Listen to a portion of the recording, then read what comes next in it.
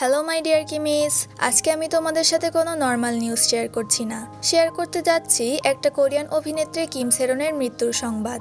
এছাড়াও কিম সেরনের সাথে কিম সুয়ানের সম্পর্ক এবং কন্ট্রোভার্সি নিয়েও আলোচনা করব। কিম সেরনকে হয়তো আমরা অনেকেই চিনি, তার সর্বশেষ ড্রামা ছিল ব্লাড হাউন্ডস। কিম সেরন 2000 সালের 31 জুলাই সাউথ কোরিয়াতে জন্মগ্রহণ করেছিল। সেরনের বর্তমানে 24 বছর।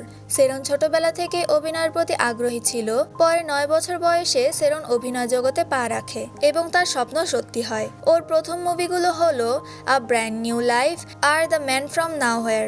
এই মুভিগুলোর মাধ্যমে সেরন চাইল্ড অ্যাক্ট্রেস হিসেবে অনেক জনপ্রিয় হয়ে ওঠে। তার পপুলার কিছু ড্রামা হলো high school love on, mirror of the witch, the great shaman ঘাদুশিম আর ব্লাড হাউন্ডস। তার অসাধারণ অ্যাক্টিং সবার মন জয় করার মতো।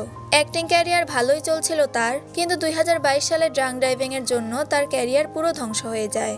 আমরা জানি কয়েক মাস আগে বিটিএস এর সুগাকেও ড্রাঙ্ক ড্রাইভিং এর জন্য ঝামেলার মধ্যে দিয়ে যেতে হয়েছিল।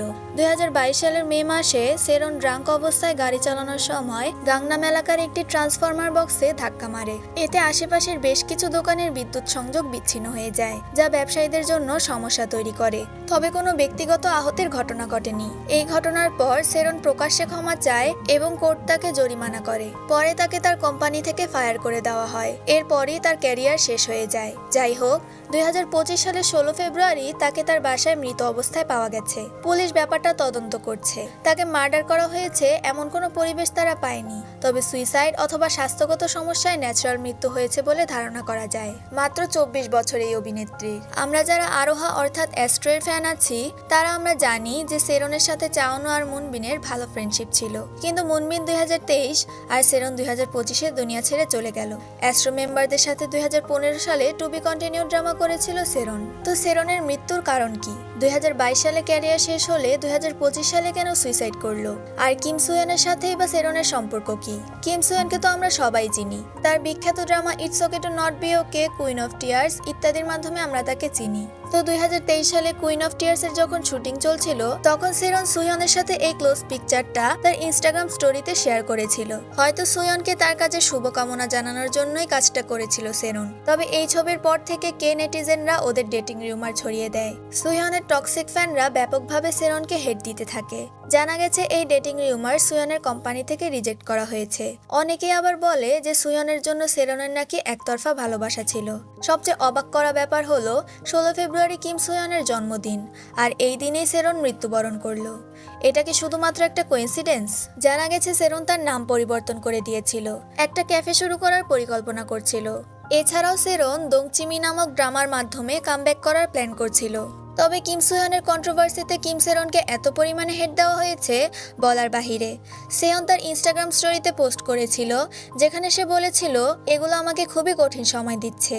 সে নেটিজেনদের কাছে রিকোয়েস্ট করে তার সাথে এইসব বন্ধ করতে। সেরন খুব দ্রুত স্টোরিটা ডিলিট করে দেয়, তবে নেটিজেনরা তা ক্যাপচার করে সোশ্যাল মিডিয়াতে ছড়িয়ে দেয়। ডিপ্রেশনের কারণে সেরনের স্বাস্থ্য সমস্যা দেখা দেয়। পরে সে কামব্যাক প্রজেক্টের চুক্তিও বাতিল করে দেয়। এত বছর সেরনকে ঘৃণা করে ওকে মৃত্যুর মুখে ঢেলে এরা এখন সুয়নের পিছে পড়েছে। এর আগেও কিম সুয়নের সাথে সল্লির একটা 18+ মুভির জন্য সুয়নের টক্সিক ফ্যানদের মাধ্যমে সল্লিকে সাইবার বুলি করা হয়েছিল। এখন আবার কিম সেরন। সত্যি কথা বলতে কিম সেরন, সল্লি, গুহারা, জংহ্যন এরা যতজনই মারা গেছে, এদের মৃত্যুর কারণ যেটাই হোক, এদের খুনি হচ্ছে ওই মানুষরা যারা তাদের ঘৃণা করে মৃত্যুর মুখে ফেলে দিয়েছে।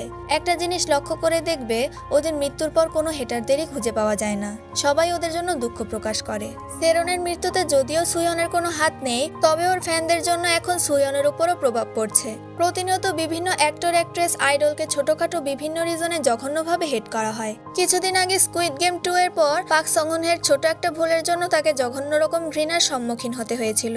চাইনিজ অ্যাক্ট্রেস ঝাও লুসির সাথেও এই নেটিজেনদের জন্য কত বড় একটা ঘটনা ঘটে গেল। আর বিটিএস আর মিরা এবং সোলোস্টান ব্লিঙ্করা তো জীবনভর খুঁজে খুঁজে জেনিয়াল লিসার খুঁত ধরে গেল এবং তাদেরকে জঘন্য রকম ঘৃণা দিল। থাকতে না চায়, ছেড়ে গেলে হায় হায়। এগুলো করে তো কোনো লাভ নেই। তোমরা যদি কাউকে পছন্দ না করে থাকো, তোমার উচিত তার থেকে দূরে থাকা।